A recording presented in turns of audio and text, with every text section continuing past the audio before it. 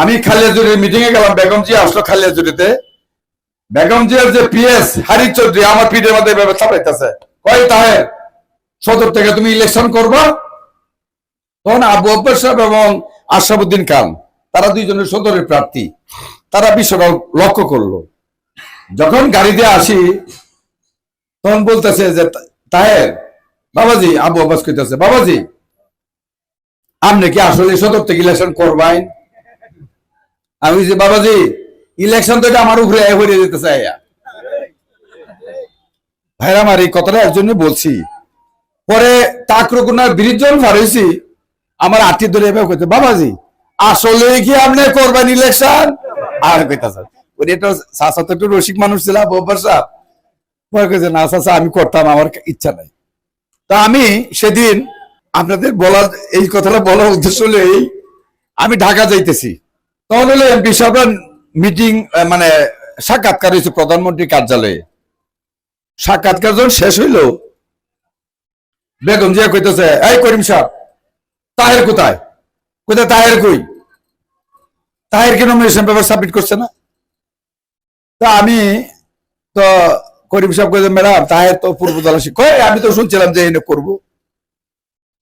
আর আমারও ধারণা ছিল নেত্রকোনা যদি আমি এমপি হই পূর্বতলার মানুষের সাথে যে পরিমাণ আমার সাথে সম্পর্ক, আমার সম্পর্কটা খারাপ হয়ে যাবে আমার এলাকার মানুষের সাথে।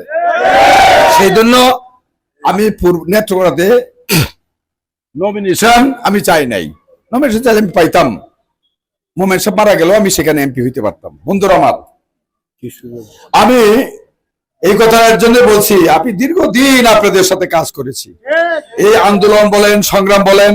আমি এই শোনেন এই 17 বছর স্বৈরাচার হাসিনার আমলে আমরা কি 15,000 20,000 লোক মিছিল করছে না পূর্বতলা? কি নেতৃবৃন্দ করি নাই? যখনই আমার হুগলা ইউনিয়নের আমি নেতাদেরকে ডাক দিয়েছি, আমার ওয়ার্ড পর্যায়ে সভাপতি সম্পাদকরা আছেন, আর প্রত্যেকের সাথে আমার একটা সম্পর্ক আছে।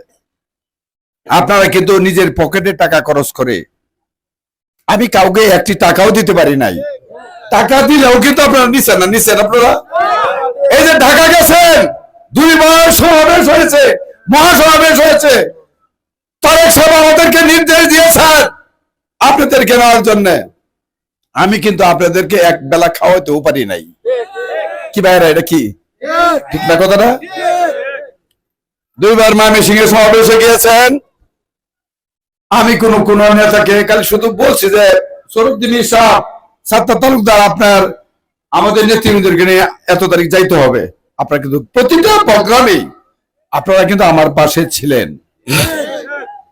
রোড মার্চ হয়েছে, তারেক সাহেব আমাদেরকে নির্দেশ দিয়েছেন রোড মার্চে আমাদের প্রার্থী যারা আমরা নমিনি আমাদেরকে নির্দেশ দিয়েছেন।